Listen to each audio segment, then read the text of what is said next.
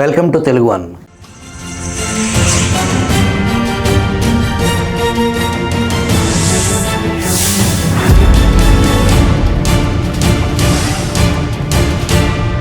కుంభమేళాలో పెద్ద సంఖ్యలో భక్తులు మరణించారు.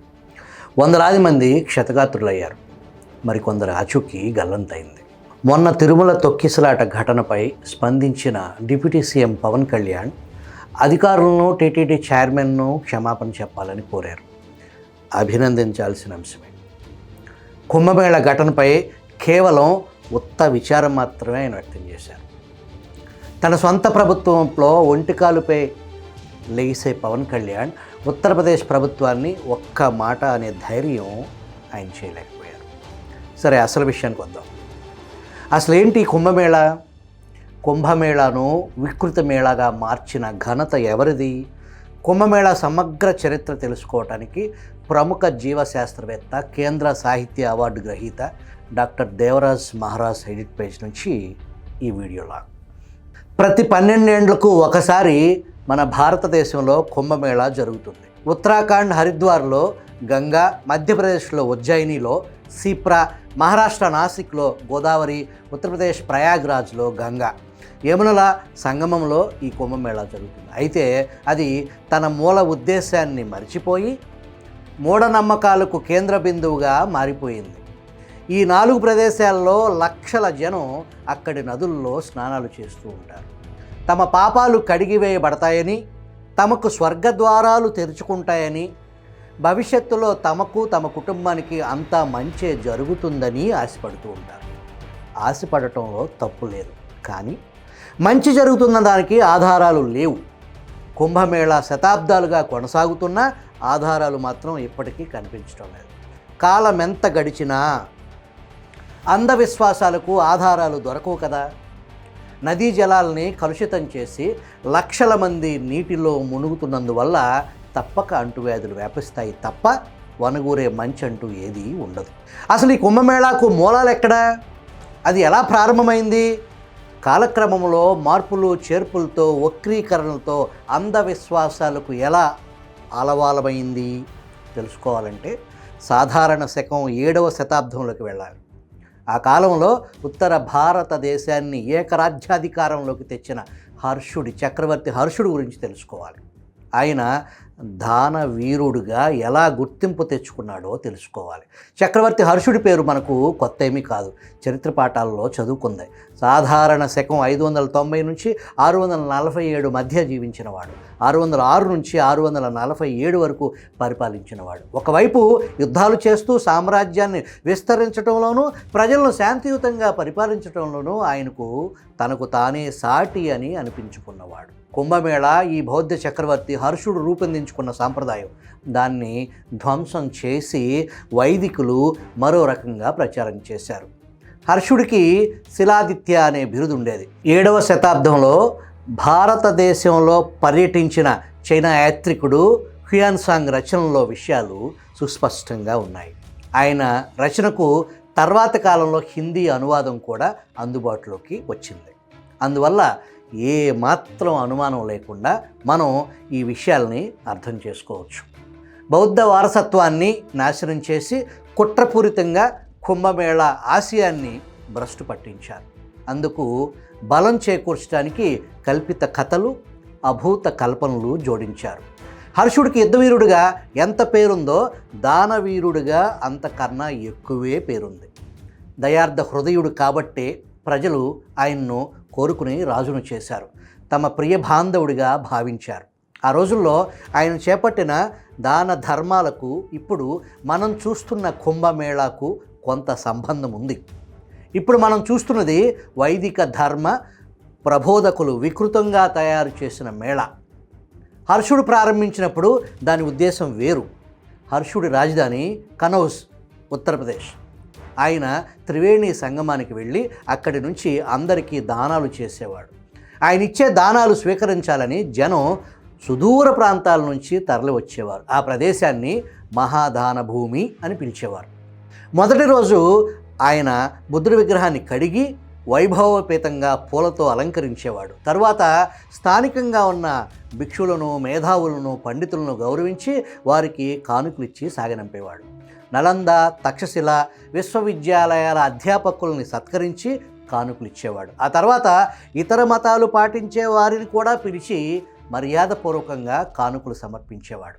తరువాత వరుసలో విధవరాండ్రు, దుఃఖితులు, దరిద్రులు, రోగులు, అంగవైకల్యం ఉన్నవారు, ప్రార్థనా స్థలాల్లో పనిచేసే మహంతులు, పాండాలు, పూజారులు వంటి వారందరికీ వరుసగా దానాలు చేసేవాడు. తన చేతి వేళ్లకు ఉన్న ఉంగరాలు, మెడలోని రత్నాల హారాలు మొదలైన వాటిని కూడా దానం చేసేవాడు. అలా చేస్తున్నప్పుడు ఆయనకు విచారంగా, బాధగా ఉండేది కాదు, ఎంతో సంతృప్తిగా ఉండేది. అలా చేస్తున్నందుకు అమితానందం పొందేవాడు. తన కోశాగారంలోని ధనరాశులు ప్రజలకు పంచిపెట్టడం జరుగుతూ ఉండేది. మహాదాన భూమిలో ఈ కార్యక్రమంతా పూర్తి చేసుకుని చక్రవర్తి శిలాదిత్య ఇలా అనేవాడు: నా దగ్గర ఉన్నదంతా ప్రజా కోశాగారానికే చేరింది, ఒక మహోపకార్యానికి ఉపయోగపడింది. అక్కడ అది దుర్వినియోగం కావటానికి ఆస్కారం లేదు. ప్రజాధనం ప్రజలకు చేరిందంటే అంతకన్నా సార్థకత ఏముంటుంది అని ప్రశాంతంగా ఊపిరి పీల్చుకునేవాడు. ఇలాంటి విషయాలన్నీ హ్యుయాన్సాంగ్ నోట్స్ వల్ల తెలుస్తున్నాయి. హర్ష చక్రవర్తి తన గుణం ఏ స్థాయిలో ఉండేదో తెలుసుకోవటానికి ప్రచారంలో ఉన్న ఒక కథను పరిశీలిద్దాం. ఒకసారి ఆయన త్రివేణి సంగమం చేరుకుని మహాదాన భూమి నుండి దానాలు చేశాడు. ఒంటి మీద ఆభరణాలు, చేతి ఉంగరాలు, పైన ఉన్న వస్త్రాలన్నీ దానం చేశాడు. మొలకు ధోవతి తప్ప ఏమీ మిగలలేదు. అప్పుడు ఒకడు వచ్చి రాజా అని చేయి చెప్పాడు. అప్పుడు ఇంకా ఏం చేయాలో తోచక హర్షుడు పక్కన ఉన్న మహిళను అభ్యర్థించి ఒక కండువా తీసుకున్నాడు. ఆ కండువా తను చుట్టుకుని తన విలువైన ధోవతిని ఆ చేయి చాపి నిల్చున్నవాడికి అందించాడు. ఒంటి మీద ఉన్న గుడ్డలతో సహా ఆయన ప్రజలకు దానం చేసేవాడని ఆ కథ చెబుతుంది. దాని ఆధారంగా వైదిక ప్రబోధకులు నగ్న సన్యాసుల్ని, నాగబాబాల్ని, అఘోరాల్ని కుంభమేళాలో చేర్చారు. ఉన్నదంతా ప్రజలకు, సమాజానికి దానం ఇవ్వాలని శిలాదిత్య హర్ష చక్రవర్తి చెబితే దాన్ని కుంభమేళాగా మార్చి నీటిలో మునిగితే చాలు సర్వ పాపహరణ జరుగుతుందని మనువాదులు ఉదరగొట్టారు. ఎక్కడ ఏమీ లేని దిగంబర సన్యాసులు ఈ సమాజానికి ఏమి ఇవ్వగలరు, ఏ రకంగా ఆదర్శప్రాయులు కాగలరు ఆలోచించే పని లేదా? హర్షుడు ప్రారంభించిన ఆ సాంప్రదాయం ఆయన తర్వాత కూడా కొంతకాలం కొనసాగింది. జమీందారులు, ధనవంతులు కొందరు ఆ మహాదాన భూమికి వచ్చి నదీ స్నానాలు చేసి తమ దగ్గరున్న ధనం, బంగారం దానం చేసి వెళ్ళేవారు. కాలక్రమంలో దానాలు ఆగిపోయి ఉట్టి స్నానాలు మిగిలాయి. చక్రవర్తి శిలాదిత్య తన కోశాగారంలో ఉన్నదంతా సమాజానికి, వివిధ వర్గాల వారికి దానం చేశాడే కానీ గుడ్డలిప్పి నగ్నంగా ఊరేగలేదు, ఊరేగాలని చెప్పలేదు. నదీ స్నానాల వల్ల పుణ్యం వస్తుందని కానీ, పాపాలు పోతాయని కానీ, కోరికలు తీరుతాయని కానీ హర్షుడు తన ప్రజలకు చెప్పలేదు. బౌద్ధ స్తూపం కట్టించి బౌద్ధ జీవన విధానానికి ప్రాముఖ్యతమివ్వాలని మాత్రమే చెప్పాడు. అదే సమయంలో ఇతర మతస్థులను కూడా సమానంగా ఆదరించాడు. కుల, మత, లింగ, ప్రాంత భేదాలు ఉండకూడదని, అందరూ కలిసిమెలిసి ఉండాలని ఆయన భావించాడు. నదీ స్నానం పేరుతో అందరినీ ఒక్కచోట చేర్చి ఒక్కటిగా చూడాలని అనుకున్నాడు. తన నుండి దానం స్వీకరించడానికి దూర ప్రాంతాల నుండి వచ్చిన వారికి భోజన సదుపాయం కల్పించేవాడు. రాజంటే తండ్రి లాంటి వాడని ఆయనకి తెలుసు. అందుకే ప్రజలెవరూ ఆకలితో అలమటించకుండా ఆ మహామానవ సమూహానికి అన్నం పెట్టే బాధ్యత హర్షుడే తీసుకునేవాడు. ఉన్నవన్నీ ఇతరుల కోసం త్యజించి సమాజానికి మహోపకారం చేయటం అన్నది బౌద్ధ చక్రవర్తి ఇచ్చిన సందేశం.